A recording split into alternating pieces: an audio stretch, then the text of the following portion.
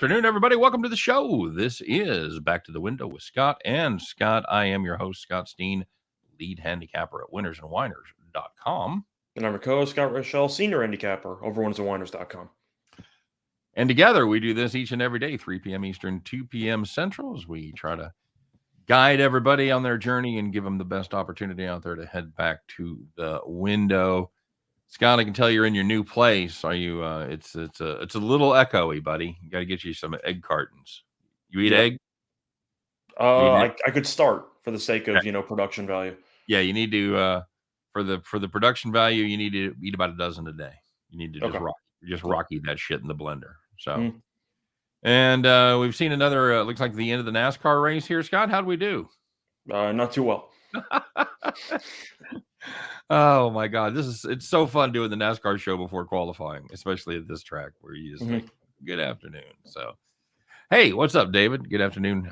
Hello from rainy Missouri and what I'm sure is quite sunny Phoenix. How's the weather there, Scott? You guys getting the rain that we got the other night? Not so much. Can't say it's that bad. How's the new place? You like it? Yeah, overall it's fine. Apparently it's a little echoey, so I'll keep that in mind. But as a whole, so far so good. When you yell out, "Mom, make me a grilled cheese," is anybody there to answer? Does anybody do it? Unfortunately, no. So I gotta fend for myself. I have to hunt and stuff now. It's a real pain in the ass. Have to hunt? Mm-hmm. How close to the grocery store? It's like down the block. Okay, that's cool. Yeah, it's a well situated area, so it's working out for me. No worries. Michael Dost in the house. Hey, what up? Andrew Kalaje, right? Andrew's here, and he says that NASCAR is too tough for me. It's too tough for me too. Doesn't stop me from doing a show every week. We always purport not to be NASCAR experts. We look at some data and we read some stuff, but we do not. Is it fair to say we don't follow NASCAR with the same passion that we follow the other big four sports? Or at least the big three for me. I know you're a big hockey guy, but I was gonna say it's also different because you have one NASCAR race per week, and the only I'd say equivalent to that is football because you only have one game per week. So I'd say we're still following. It's not like we're just making up picks as we go. I mean, no. We've done the research, whatever. But we watch the races. We actually. I think that's the big change when we start betting. We start watching the races again. So there's a lot of variables at play for NASCAR. You have not just worrying about the cars you pick, but also all the other cars around him who could crash him. Yeah, there's a lot of other variables that are really, I'd say, unaccountable for. Imagine injuries, but you have like 43 different people on at the same time, and you're just like, all right, just try not to get destroyed over the course of 3.5 hours. What a weird sporting environment. You see the national championship game. A guy from Kentucky drives to the lane, turns his ankle.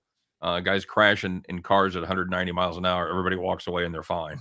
So, they got to bring out the ambulance as a precaution, but nobody ever actually gets into the ambulance. Yeah, they got to see him at the infield care center and all that stuff. So it's good to see everybody here. 1777 memorabilia in the hizzy. Scott Reichel, do you watch Scott prior to the show? I have a feeling you taking a nap. 135. Oh, that's the easiest money you're ever going to make there. I'm going to go out on a limb and say Scott does not watch Chris and I do the show. I didn't take a nap today, but I was watching NASCAR, so I did not catch the show. All right, very good. He has a good excuse. Hey guys, don't forget to like and don't forget to subscribe, not just to the Winners and Whiners YouTube channel, but also get over there and subscribe to the Max Wagers Network. We do appreciate it for sure. And yeah, that's it. What else we got going on? Oh, we got our promo. We got our little part with Caesars still. Yeah, we no more DraftKings. We told you it went away May 1st, and it did. But we do have Caesars still giving you that $1,100 first bet insurance. You can make any bet up to $1,100. So you want to bet $1,000 and have Caesars cover the juice if you lose. You can do that. It's basically, they call it bet insurance. I call it basically a risk-free bet. However you want to phrase it, it all works the same. It's whatever state that Caesars is available in. Of course, it must be 21 to play, except for Wyoming and New Hampshire. And the promo code is ATS wins Caesar, CZR. Or you can get that in the show description. You can get the code and you can get the link. So anything I forget there, Scott? No. Sounds Cool. like you covered it all. Cool. All right. Well, let's find out. Let's find out what happened yesterday, man. It was quite a day, and it was quite a weekend for some of these. If you watch Chris and I, you know that I talked about it. If you didn't, I'm going to talk about it again. So let's fire it up, Scott. We got to get to it. We got to find out who were the winners, who were the whiners, who were the people that took it to the bank, and who were the people that, ooh, like me, took it in the shorts. You know who you were, and now we're going to find out together who you are. Let's kick off the show with the Monday edition of Call the Cops. All right, very good. Well, Scott, you know I have a had a little personal involvement in this game, and it is going to be the Yankees run line against the Kansas City Royals on Friday night. You guys know the story by now. Yankees broke it open late. We actually had to sweat this bet, but the Yankees scored a ton of runs. They were up 12-2 after the 8th inning. Head out to the 9th, and here comes the rain, and it absolutely opened up and poured. In fact, briefly after they called the game, they lost power at Royal Stadium for a minute. We were out there to see the fireworks. We'd taken the trip, and according to the Weather Channel app and all the forecasts, it wasn't supposed to be there for about another hour. We knew it was coming because that's the same storm that spawned those tornadoes down there by Wichita in Andover, Kansas. So we knew it was a bad storm coming. We knew it was going to screw up the game. But looked like it was going to be a little bit later. It wasn't. And we all got to learn our lesson for the first time this year, something we have to relearn every year and remember how pissed off we are when it happens. If you have a total or a run line in a Major League Baseball game, it has to go the full freight. It has to go 8.5 or 9 if the home team is behind. Unlike if you have the money line, just bet straight up and it's called an official game after 4.5 or 5, you're good. But it ain't the way it works with the run line. It ain't the way it worked with totals. Call the cops. And looking at yesterday's action, if you had the White Sox team total under 4 against the Angels, you had no runs through the first 8 innings. So as long as the White Sox don't explode in the 9th, you're good. Well, they exploded. They scored 5 runs in the bottom of the 9th. They still lost the game, by the way, but they finished with 5 runs. You can put it on the board. You're beat. Hey, if you had the Red Sox team total under 4.5, sounds vaguely familiar, Scott. It really kind of does, because they had 1 run through the first 8 innings. And then here comes the Gurn Pakern. It's the grand slam in the 9th. Boston finishes with 5. If you had the Red Sox team total under 4.5, good God, get out your phone and call the cops. Yeah, a couple of really bad 9th inning. I can't even say full implosions because both teams that gave up those runs still won the game. The White Sox and the Red Sox still lost. Right. It didn't really matter in the end for most like money line bettors, etc. Yes. But there's a lot of really bad B bullpen guys out there. Mattered to us. Well, there was some good news. I heard rumors of people that had nice, easy wins this weekend. Did you have any nice, easy wins, Scott? Overall, I had a couple. All right. You moved. How long did it take you to move, by the way? It didn't take that long, actually. It took probably, I don't know, about 4 hours to fully get everything set up. Yep. There you go. Not bad. You have a couple friends help you? No. You did it yourself? For the most part, yeah. But as a whole, it was a bit annoying because I was trying to keep tabs on the Warriors-Grizzlies conclusion because that game was just a really good game. And then, you have to still move some boxes, do some stuff, and it's just like, I actually just can't afford to watch this right now. And apparently I missed a really good ending to a basketball game. You did? You did indeed. By the way, if you had Scott friends who would help him move under 1.5, congratulations. You hit the jackpot. There were some nice, easy wins yesterday, like that one, for example. Let's find out who it was, Scott, as we fire up that cigar and we put a couple of nice little cubes in our cocktail and get ready to relax in the rocking chair.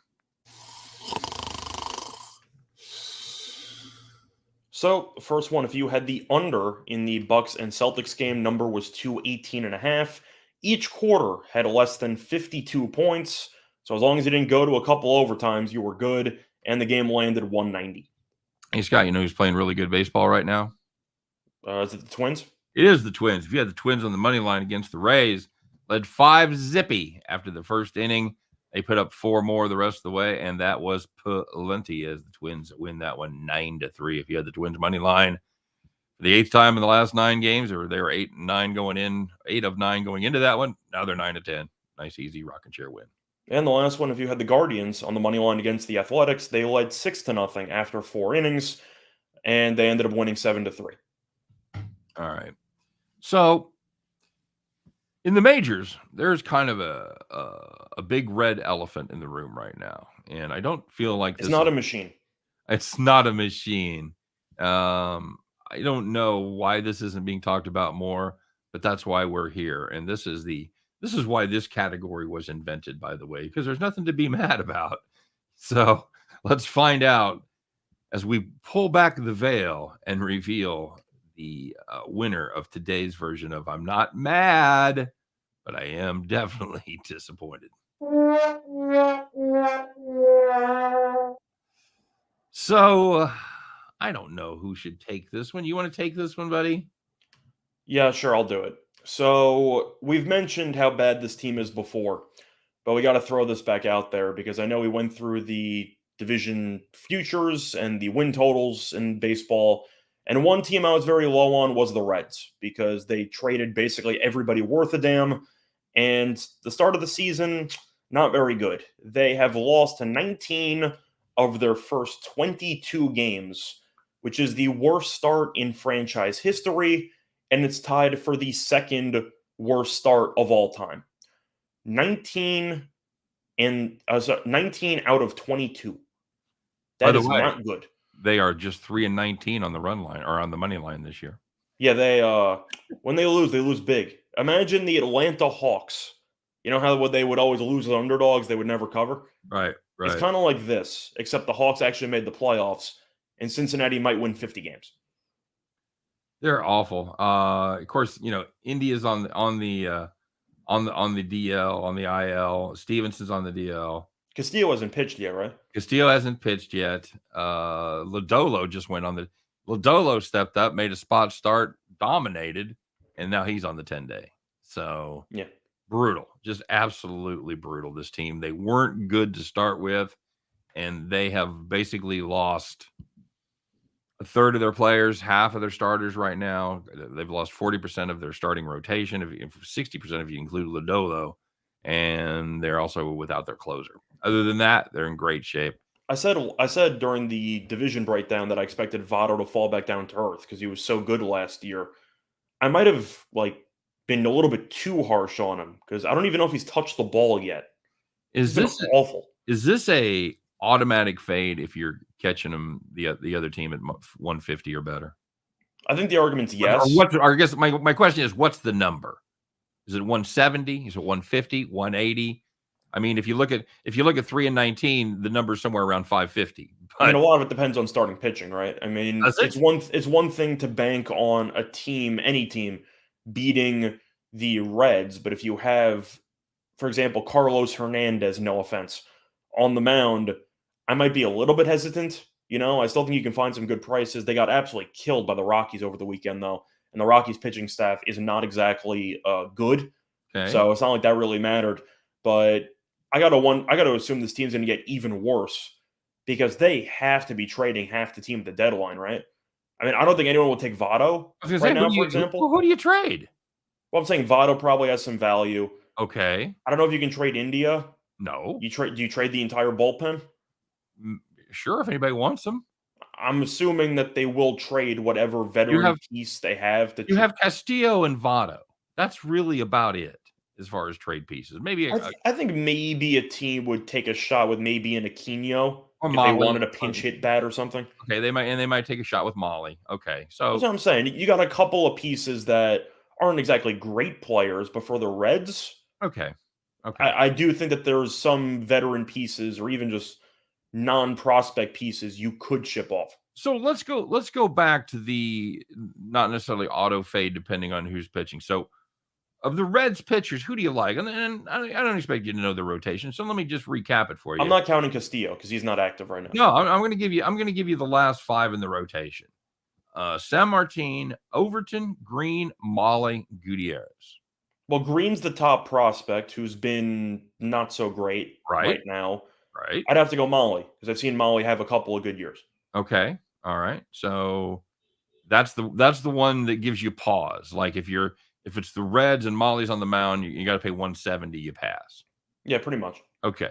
Okay. Or if you wanted to, honestly, you could just do a team total under because it's not like the lineup's that much better. No, this is a team that they're just bleeding runs. I'll tell you the one win. This is so funny. I think I've faded them. The last time I faded them was the last time they got a win. That was with Lodolo on the mound over St. Louis when I thought we were getting a great price at St. Louis. But other than that, they've given up 9, 8, 7, 10, 4, and 10 runs. It's in the game since Lodolo pitched. So brutal team. Definitely look at fading them. Look at some value in the run line because, like we talked about earlier, I was kind of joking around there. My joke landed flat because I missed it. But they when they lose, they generally tend to lose by a lot. In fact, they've lost 9 of their last 10, and they have lost on the run line in 8 of those. Yeah, so it's a team that's go big or go home, just in losing. Yes, exactly right. So. All right, let's check in with the comment section here and see what everybody's doing. Scott, have I missed anything? Well, I see Yankees will trade for Joey Votto. What do they have a contract where they have to trade for everybody shitty named Joey at the trade deadline? Well, I was going to say they do have Rizzo at first base, and Rizzo's a lefty, so I actually don't think the Yankees would do that. Right. But fun fact, we said Molly's, I guess, the one that gives you pause. He has the worst ERA in the league. Outstanding. So there you go. I'm not sure. I'm not sure what the you're the one that said Molly gives you pause. Well, I'm saying because in the past, I mean, he at least has some track record. But I'm a little bit confused at what the sample size is here because there's definitely pitchers that have an ERA above 6.45. I got to assume that the inning cutoff is probably 20, if I had to guess. Where are we at? This right through the season, 2025 probably. That's what I'm saying. So I'm assuming out of 20. He's been pretty bad. Truth is, the Cubs' rotation hasn't been great either. Hendricks had the really good start on opening day, and after that, he's been basically useless. Stroman's been a disaster. I faded Mitch Keller yesterday. He is now 0-4. He actually pitched pretty well, but Musgrove was just better. Right. Eduardo hasn't worked out with Detroit. A couple of bad pitchers. Truth is, I know that they're in a pitcher-friendly ballpark. Baltimore's rotation just on paper is just awful since Means just got Tommy John. Mm-hmm. Mm-hmm. So they don't have any pitchers either.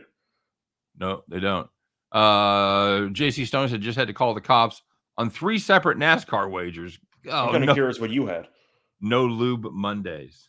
I was going to say because Elliott was cruising for about the last, 30 laps. Yep, and we talked about that. I'm kind of curious what you had.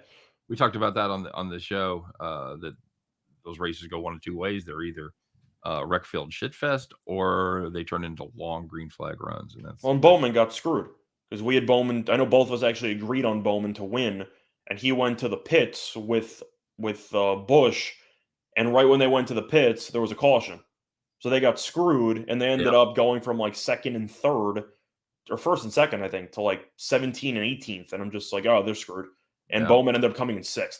So you can make a case that maybe Bowman's car could have, or even Busch's car was very good the entire day. Maybe one of them could have beaten Elliott, but once they got pushed to the back, it was really no contest. Did Bell stay up in the top 5? Bell ended up. Sorry, let me just look at this. Bell finished 4th. Okay, cool. So I cashed there. Yeah, I lost everything. So.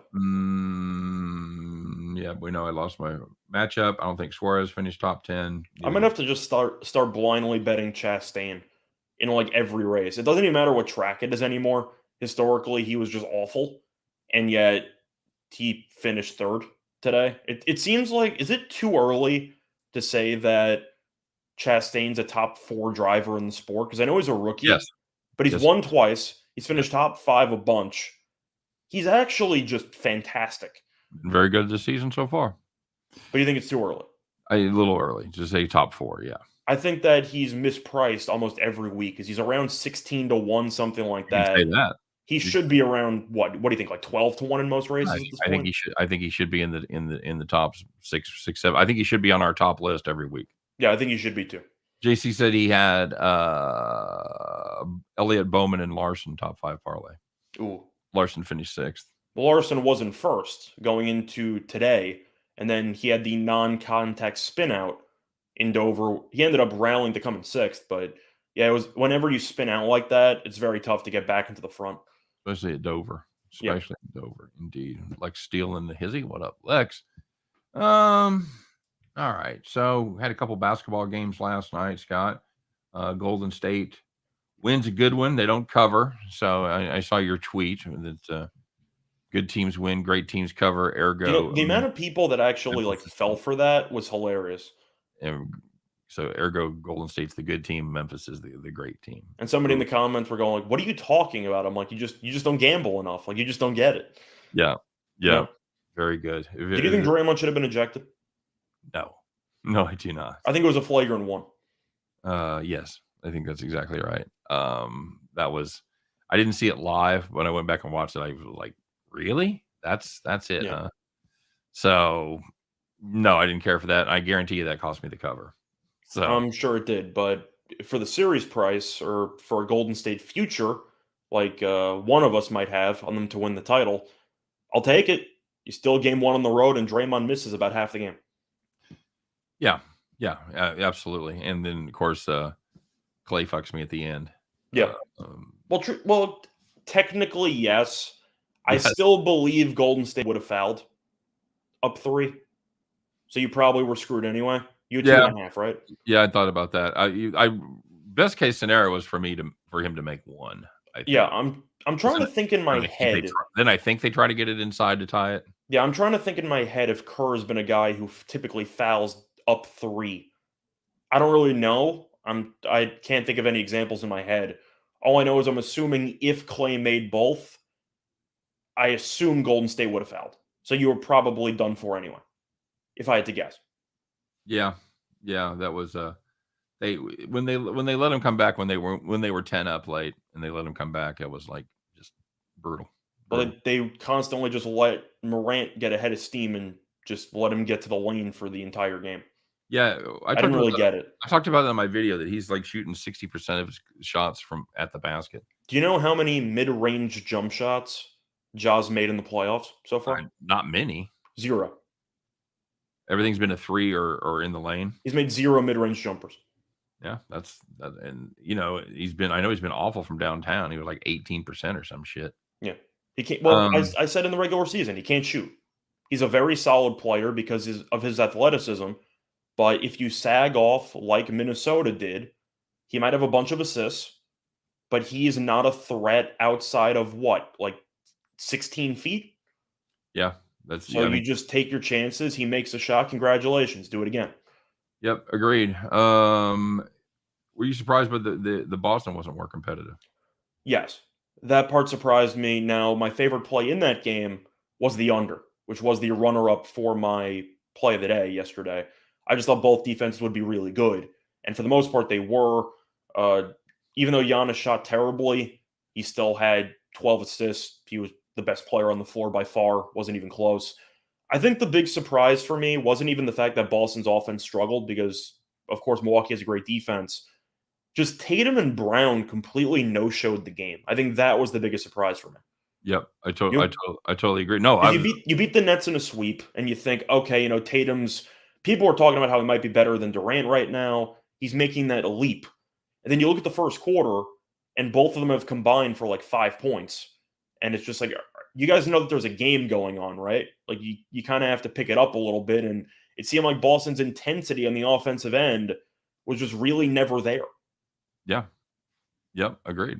I didn't understand it. You figure one of those guys at least shows up, and I thought they both no-showed. Eric Nesbitt making a little Deliverance reference. Did you know it before you put that in there? Did you know what movie that was from? Truth is, I actually read the book. Did you really? We got assigned it in school. Is that right? I don't really know why we got assigned that in school, like in the middle of high school, but we did. Okay. Very good. It was weird because when I kept reading the book, I could not visualize Burt Reynolds. Hmm. Okay. What about the games tonight? I know that Erica Taylor asking for totals. Erica likes those totals, man. He's So up. looking at the totals, even though Embiid's out, I do believe that Miami total seems a bit low. Just because Embiid, don't get me wrong, is such a great offensive player, but he also takes a lot of time getting up and down the court. Paul Reed can run a little bit, so I do think that Philly might play more up tempo. And Okay. the defense, Embiid, even though his defensive metrics might not be amazing, he's still a pretty good shot, a shot challenger, so to Yeah. speak. Certainly takes up space in the lane and causes people to alter their shots. No question. So I actually like the over in Okay. that Philly game. That number seems a little bit too low. Besides, I feel like it can cash several ways. Either both teams get to 100 and change, or Miami just drops 115 at home. I think both of them are pretty reasonable to happen. So I think that total's too low. As for the other game, I think the Mavericks total's too high because I watched Dallas play against Utah for about a week and a half. Right. And my main takeaway once Doncic came back, this offense is playing way too slow. And I couldn't tell how much of that was by design or by what Utah was doing. But Dallas's offense looked better before Luka came back. That's not even a hot take. You just look at the scoring numbers, and it seems like they're just playing with no pace at all. It's a lot of late pick and rolls in the shot clock. I expect a lot of ugly possessions from Dallas, and it's not like Chris Paul and Devin Booker are trying to play fast either. So that total seems too high. I like the under. Truth is, I think both these totals should have been flipped. Yeah, you can certainly make that argument because I agree with you on both games. The you're gonna see a lot of 20-second shot clocks in this. Yes. Now, of course, referees can still screw you, which is going to be a concern. But either way, I really was not impressed by Dallas in the first round, even though they won. I don't think anybody, even Utah fans, liked the Jazz's chances in the first round. And it seemed like Dallas was just letting them hang around the entire time. But I ended up giving out a look at play on the series a couple days ago. I have the Suns minus 1.5 games because the main reason why Dallas was successful was because they could put Doncic on Gobert in the small lineup, and Gobert is an offensive talent. So Right. they did not get punished for it. Aiton's going to feast, right? I mean, I just don't know how Aiton's not going to play well when he's going to be guarded by Maxi Kleber and Dwight Powell. I think Aiton has a big series. Okay. That's a pretty hot take there because he was not fantastic in the opening series. He was okay. I mean, the rebounding wasn't great, but truth is, Valanciunas is also a moose. Like it takes a lot of discipline to avoid foul trouble and to deal with somebody of Valanciunas' size. I don't think Powell's very good. No, Do you I think think Powell's good? I I mean, would he, definitely he can run, he can rim run a little bit, but that's basically it. no, I would definitely take Valanciunas in that role versus Powell, no question. As far as the Philly game, that's something we talk about frequently, especially when the team is missing like the big man, somebody that the offense runs through, and it's even more important if they're a 4 or a 5 because you'll often see the pace pick up.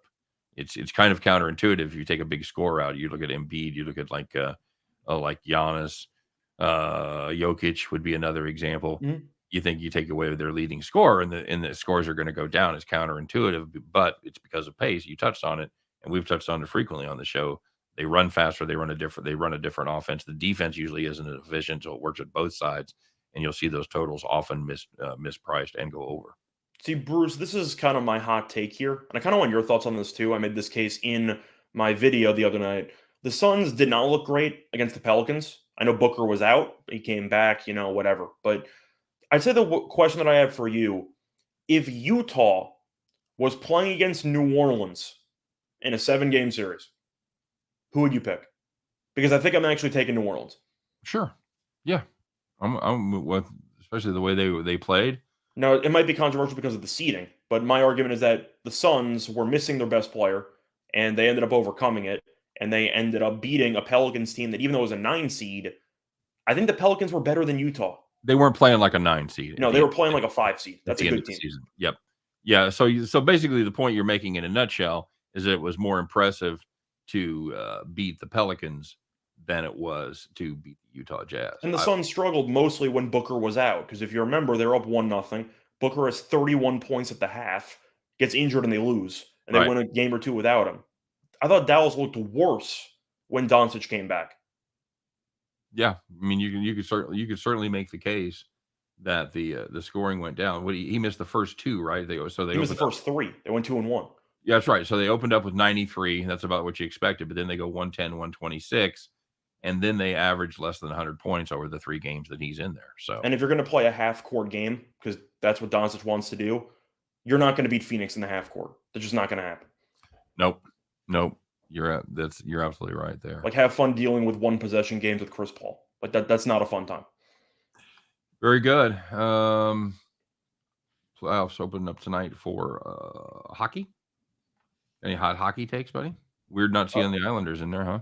I don't want to talk about it. Yeah, but my roommate actually has a decent amount of money on the Rangers to beat the Penguins in round 1. So even though I want to root against the Rangers, I'm a team player. So I've been dragged into hoping the Rangers will lose in the second round instead of the first round. Okay. But you have any thoughts on the hockey? Because tonight, do you want to go through the actual games of the series? Well, we can go. We can Because go hockey game by game is the toughest one to pick, because home ice advantage doesn't really exist, right? Certainly not to the extent it does in other sports. First of all, before we do that, Damien asking about George Niang over 7.5 points. I can't say no. Niang's been shooting insanely well from 3. The issue's foul trouble, but you're assuming that Philly might have to go to the bench a bit earlier because of the fact that you have Reed and hold your nose DeAndre Jordan as your backup center. Philly might need to get a bit creative with the lineups, but Niang's been good from 3. I don't mind that. Okay. Yeah, I think anybody that can shoot threes and is going to spend more time than usual in there, I think you got to take a spin on that. And he's also a good player to get because he should be playing in a bunch of different situations. Whether the game's close, he should be playing at least 20-something minutes. But I'm assuming Niang might be in the mop-up role as well because he's not a starter. Right. So I think there's a couple of ways the game can unfold where Niang's still getting 20-plus minutes. Okay. For Heat first half money line. If you want a bold call for tonight's game, I actually don't mind 76ers first quarter on the money line at like plus 170. Okay. I think the Heat should win the game, but you see this all the time where you have a star player missing and you immediately assume they're going to come out and get smacked. But the Heat have a bunch of film on Embiid playing, so maybe Philly can catch them a bit off guard with pace to start the game. Yep. Over 48 minutes, Miami should wear them down. But for a 12-minute period, I don't mind plus 170. Okay. You? No, that's a good price. I think that's a solid price if you want to play it on the money line. If you want to take a couple of points, I think it's plus 2.5 for the first quarter. Yeah. Once again, I'm not picking the Sixers to win, but I'm not picking Miami to just to be up 15 after the first quarter. I agree. There's going to be a feel-out process. All right, so let's talk about these hockey series. A couple of them are actually capped out pretty close. Bruins and Hurricanes. Hurricanes very small favorite in that one. That's just about a pick 'em. Hurricanes played good soccer. Played good hockey this year. Scott, what do you got here? So for me, I think it's going to be a hell of a series. I think it's going to go 7. I think that these teams are pretty evenly matched. I'm still salty at Boston for last-minute scratching everyone in the regular season finale just to play Carolina. So for their sake, they better win the series, but I don't think they're going to. The one question they really have to ask is the goalie situation, because you have Swayman, who's most likely going to be the starter for game 1. It's either him or Ullmark. I actually want to see if they confirmed who's starting. You're going to have a bit of an injury situation going on with the Carolina goalies because Ranta got hurt and Frederick Anderson got hurt. So the Carolina might be using a youngster in net. No, Ranta's officially back, so I take it back. You have Ullmark against Ranta. Overall this season, the numbers are pretty comparable. Ullmark had a .917 save percentage. Ranta had a .912 save percentage, and they had the same goals against. So it's really a question of which offense do you think does enough in this game. I'm actually going to take Carolina for game 1, and they start off pretty well.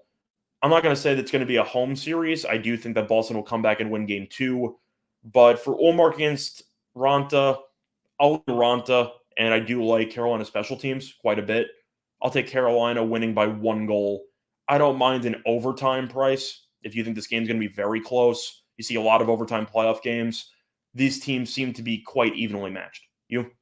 Well, here's what I wonder about, because this is a Boston team that managed to score just 1 goal in 3 games against Carolina this season, but all 3 of those games started Anderson in goal. Yeah. So the question is then, what kind of a drop off are we going to see? And the Carolina obviously dominated the season series 6-0, 7-0, 3-1. Why do you think the Boston defense and goaltending is going to be better than those last 2 games where they gave up 13 goals? Well, I think the question that you have to ask yourself is, even though the goaltending isn't that great, do you think that perhaps seeing a different goalie in net, seeing Ranta, maybe you'll change just the confidence of this overall team? And if you want to look at the regular season meetings, yes, Carolina did smack them. They haven't played since February.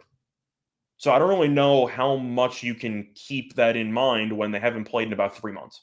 Yeah, that's a great point right there. Although, and Olmark was only in goal for 1 of those 3 games, and he was Yeah, I think he was- Olmark's an okay goalie. I remember him on Buffalo. I thought he was okay. But Ronta's been around for a long time. At the end of the day, it's really a question of which core do you like more between Marchand, Pasternak, and Bergeron against Aho and Svechnikov and all these guys that they have. I think Carolina's just a well-rounded team. Boston has fared well against Carolina in the playoffs in the past, but for me, I think Carolina wins the series in 7. All right. Real quick answers time on the rest of them. Maple Leafs and Lightning. That's just about again just about a pick 'em. Maple Leafs small favorite. Who you got there? The Lightning haven't won a playoff series. No, sorry, the Maple Leafs have not won a playoff series since 2004. That's crazy, isn't it? It is. I'm taking Tampa. Okay. I think Tampa's going to win the series. I think that they're going to win that in 6. Even though I understand that Toronto offensively, Matthews scored 60 goals, Marner's really good. We've seen this movie before. And if you look at the last meeting they played in April, it was the 21st, and Tampa won 8-1. Campbell was a Vezina candidate in the first half of the season. Then he got injured, came back. He really has not been the same guy since. He's been okay, but give me Vasilevsky all day, every day in a 7-game series. You have Stamkos, who's healthy for once, who had 40-plus goals. They're just so talented. Eventually, I expect Toronto's defense to implode. It always does. Give me Tampa. I think you're getting a good price. You? It's really tough to go against the 2-time defending Stanley Cup champions. Real quick. Real quick. More like the 38-minute mark. We got time. I was sorry. I forgot we started late. I was seeing. That's what I'm saying. We're at the 38-minute mark. It's not like it's that bad. Blues and Wild. Blues plus 122. Am I crazy to like the Dogs here? No, I think this is going to be a close series too. I actually like Minnesota. I think they're a good team. Kaprizov's been amazing. St. Louis has, I can't even say a goalie controversy because you have 2 decent options, but you have either the youngster who's been really good, or Binnington, who was the youngster, was awful for most of the year and suddenly started regaining his form late in the season. I'm assuming St. Louis is going to go with Binnington for game 1 just because of the experience. He won a cup. I'm assuming they're going to give it to him. Magical cup run a couple years back. Oh, no, I take it back. Officially, Husso's in net, which I find surprising. I actually like that. The thing is, Fleury's in net for Minnesota, who's the veteran. He's been in the playoffs each of the last, 20 years at this point. Right. And it feels like he's always hit or miss. I'm sure Vegas fans can attest to that. I'm sure Allie has mixed opinions about Fleury. But it should be a good game. I am really surprised Husso's in net. I was expecting Bennington. Okay. Kings, Oilers big time favorites here. They better win a damn series. Again, I just have to ask, any value on the Kings, or it's a team. The Kings appear to be a team to me that does really well against bad teams, and they do not do well against good teams. And of course, you're seeing one of the better teams there in the Oilers. The Kings have a shot. They're a rebuilding team that's a year ahead of schedule. They traded most of their pieces. They kept some old guys. You still have Kopitar, still have Doughty. Doughty's out for the year, though, which is a problem because he's been their main defensive piece for about a decade and a half. But is there value on the Kings? Yes, because Edmund chokes in the playoffs every damn year. And yes, you have McDavid. Yes, you have Draisaitl. They haven't won a playoff series in what, like 3-4 years? They lose all the time. And Edmonton, somehow, some way, is still relying on Mike Smith in the playoffs. I don't know how many times Mike Smith can be awful in the playoffs, and he's still the starting goalie for this team. Most likely one more. I don't like the defense. I don't like the goaltending. If you think that Jonathan Quick, the two-time Stanley Cup champion who suddenly found a youth, is going to regain form, Quick's a better goalie than Mike Smith. So is there value? Yes, you're getting a good plus price with the better goalie. All right, another quick series there with your buddy. Got the Rangers minus 113, Penguins 107. That's tonight or tomorrow? That's tomorrow. I'm just looking at the series. I like the Rangers. I know my friend has the Rangers to win the series, and Pittsburgh's favored. And I would be rooting for Pittsburgh. I hate Pittsburgh, but I hate the Rangers more. I don't think Pittsburgh's very good. And they really kept the band back together for perhaps maybe a little bit too long. Malkin's a free agent at the end of the year. Crosby's still Crosby, so of course he's a threat. Gensel's very good. But Pittsburgh has an aging core. The goaltending has really not been that great. I mean, you have either Jari or DeSmith, and Shesterkin's going to win the Vezina. He's been the best goalie this entire season. Kreider somehow scored 50 goals. I'm not sure how he pulled that off. But you have Panarin, you have Kreider, you have a good defensive core with Fox. I think the Rangers should be favored in the series. I think that's a very good price, in my opinion. Speaking of teams that haven't won a playoff series since the turn of the century, Panthers prohibitive favorite over the Caps. They should be. Any shot for the Caps here? The shot is playoff Bobrovsky shows up again, and he's awful. But I just roasted Pittsburgh for keeping the band back together for too long. I don't like Washington's core. Ovechkin, of course, is still going to score a bunch of goals. You can't get rid of him. They still have Kuznetsov. You still have Backstrom. You got a bunch of guys.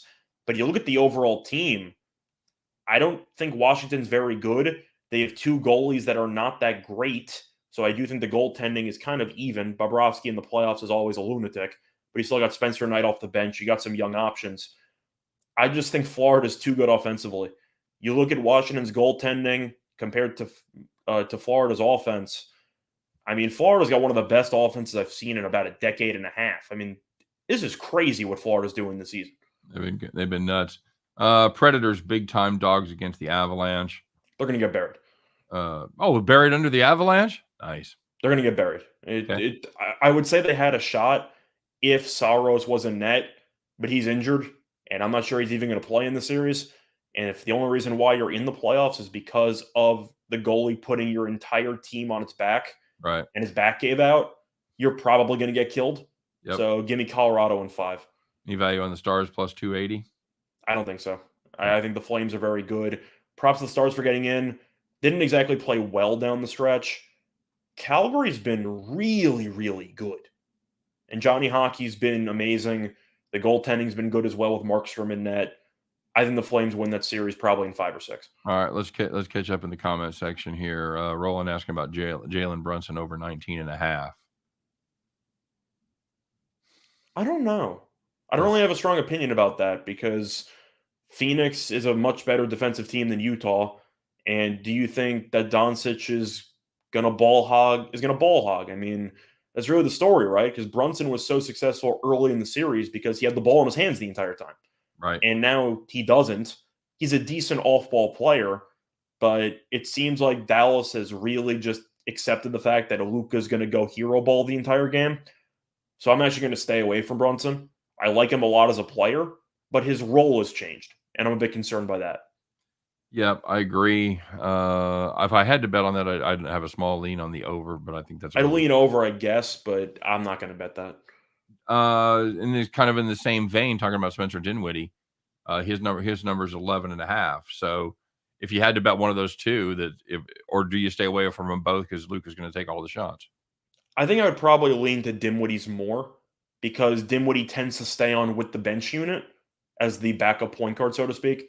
So I do think that Dinwiddie might get some solo minutes with no Doncic where he might just have to ball hog and maybe take a bunch of shots.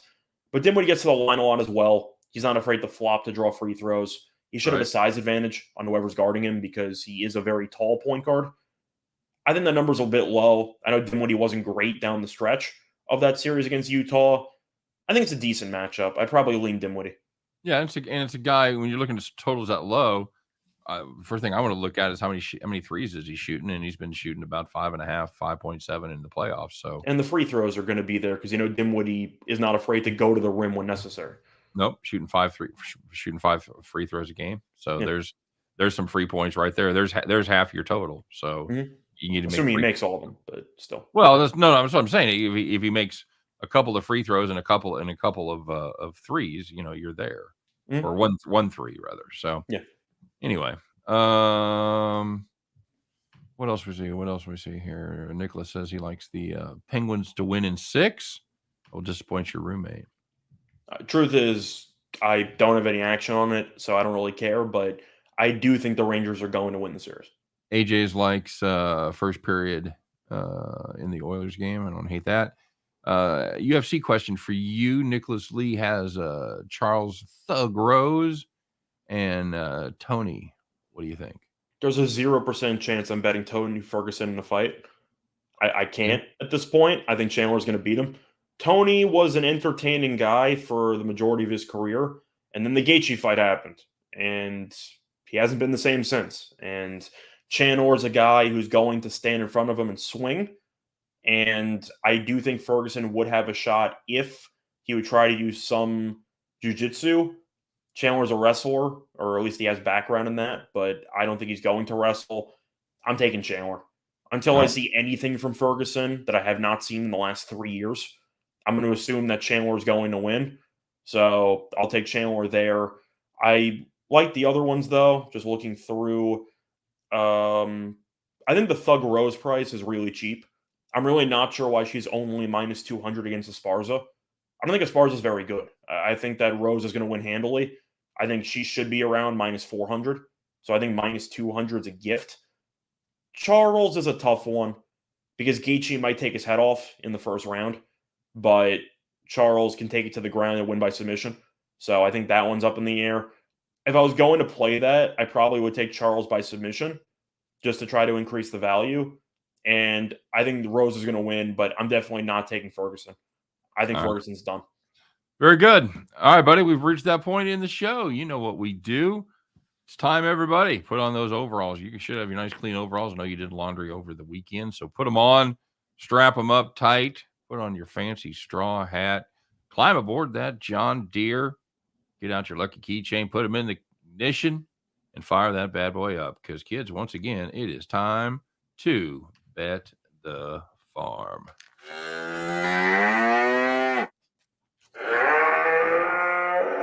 To be honest, I got my hat over there. Do I have time to get it? What? I got my hat all the way across the room. Yeah, I did that the other day. It was still hanging on the wall. So you want me to get it or no? All right, I'm running solo farm. It's your day anyway, so you do it. Farmer today, buddy. Just make sure you recap what happened over the weekend. We had a farm play on Friday night. How'd we end up doing? We ended up having the Padres minus 1.5 on Friday, and they got it done. There you go. Cue the banjos!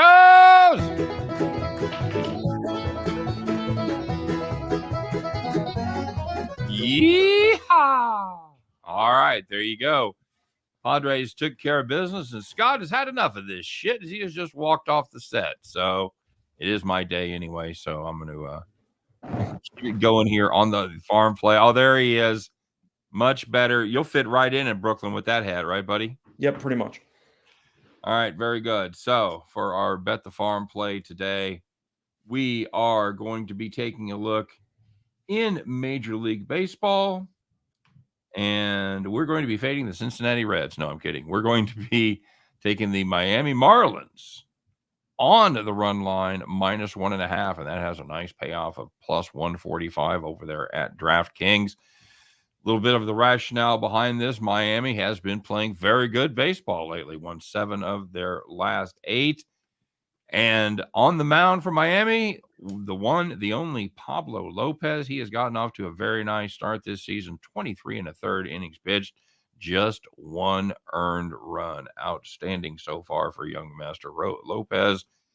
Miami, bullpen, quite solid, 3.21. That ranks 12th in the league. Arizona, not as good, and certainly not as good on the road, 3.88 bullpen ERA.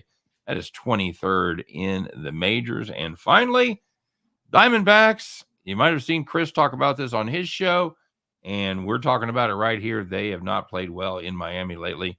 They are 0-5 over the last 5 meetings down there in South Beach. So we not only like the Marlins to win, we like them to win in style, picking up almost 3-2 on our money. We're going to take the Marlins minus 1.5 at plus 145. That's going to be our farm play. Scott, thoughts? Well, if we're assuming Arizona's going to score, like 2 runs in this game? I think Perhaps. Miami can do enough to get to 4. Okay, very good. And that's going to do it for our farm. That's going to do it for our show. Thanks for stopping by, guys. I hope everybody has a great Monday. Thanks for checking in. Good luck on all your plays. Don't forget to check out the full lineup here at Max Wagers Network. And we will see you tomorrow right here, as once again, Scott and I will do our very best, 3 p.m. Eastern, 2 p.m. Central, to help you in that never-ending journey to head back to